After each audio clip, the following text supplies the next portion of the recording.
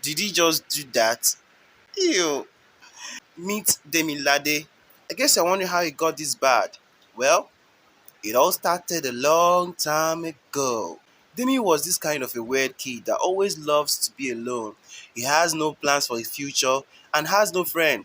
Only his younger brother Tunde, who is more like the opposite of him.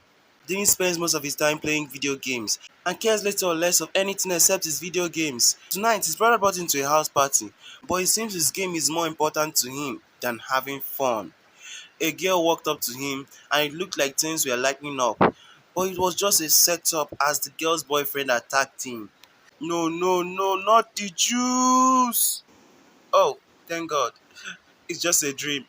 Oh my gosh, it's today. Ah! Because of Demi's love for video games, he started developing his own games. Today is the release day of the long awaited game, COD. Man, I love that game. Though he almost lost the last pack to a kid, but good thing the receptionist kept one for him as a good customer he is.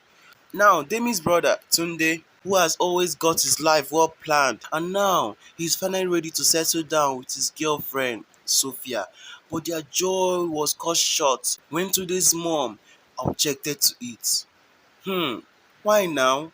She said that in their tradition, the elder child must marry first before the younger. Tell me you are joking, like, when exactly can you expect this kind of human being to find a wife? Ah, oh my god. Okay, now what is he going to do now? Okay, Tunde talked to his brother about their mom's decision and pleaded he gets married for his sake because they all know right from childhood she had always enforced this rule that the elder must come first in everything. You must be joking, bro. How am I going to find a wife? He said. The next day, it seems Dami was tired of being single overnight after his terrible dream, so he called his brother to let him know about his change of heart and to seek help in getting a wife as soon as possible. Alright, it's time. The first lady on the list. Time to see what he can do. My guy was so nervous he stood before the lady like a soldier, not knowing what to say. He just went straight to the point. Then he started complimenting her boobs like, bro, no nah, you dey fall my hand now. You don't do that. Haba. Because he's so bad at the game, his brother suggested they get him hooked up with someone at the dream dates. On arrival, they stumbled upon a lady. Well, never mind. They were introduced to some of the best dates, and it was time to get started. Yeah, you got to look good. Rule number one. What? What is this? This wasn't what he expected. Some of the ladies were married. One even talked like someone who is mentally unstable. Another lady also called him a dog. This should be a long journey. He didn't give up though. He continued to meet new girls. This one left him for another man right before his very before. Like, sister, take it easy nah. The next one was acting like a slut, asking him to back like a dog. My guy immediately japa. Man, I don't tire. Wow, flowers. This should be good. Oh my. 666. My guy, it's over. My guy is gone. Oh.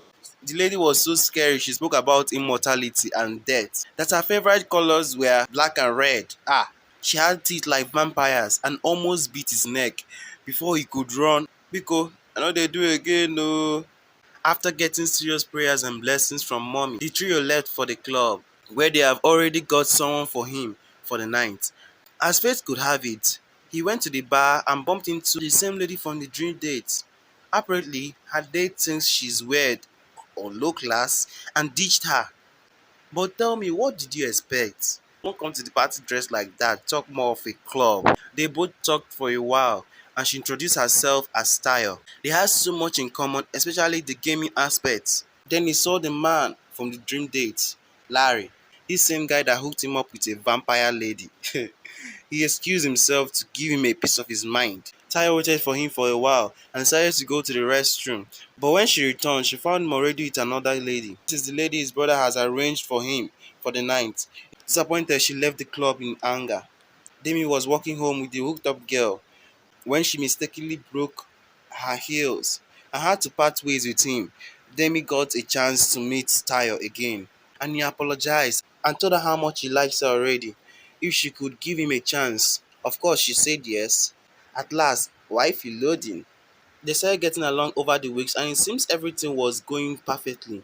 One night, when he came out in the middle of the night to get a drink, he met his mom still awake, and she was eager to know how far the process is going. And he told her all about Tayo and also about her visit this weekend for a house dinner. Mommy was so delighted to hear this. Finally, it's weekend. Demi was anxious. Good thing his brother was there to calm him down. Before the doorbell rang, it's her. So he went to get the door. Oh, you. What are you doing here?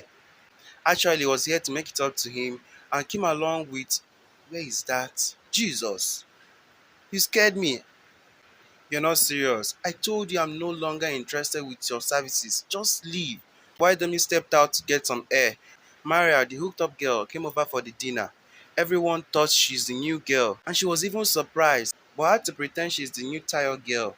Tayo arrived later, but unfortunately, it was that hookup girl she met at the door. When she found out she was actually the real Tayo girl, she told her lies to get her sad. That Demi is getting married to her. I don't understand.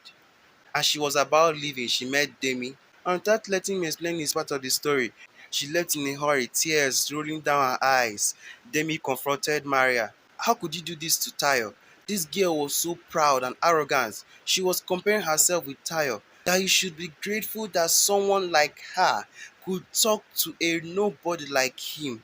Ah, you get bad mouth too, I swear. Like, actually, it was Sophia, Tunde's fiance, that hired her and planned to get him married by all means, so their own wedding would hold. Tunde was so disappointed and mad that she could do such a thing, but she was sorry and apologized before leaving. Tayo was heartbroken and she cried all day long. So was Demi. He was so sad, he was confused and didn't know what to do. His brother advised him to go for the girl he truly loves, no matter what. But this wasn't possible because she refused to pick up her calls and he doesn't know where she stays.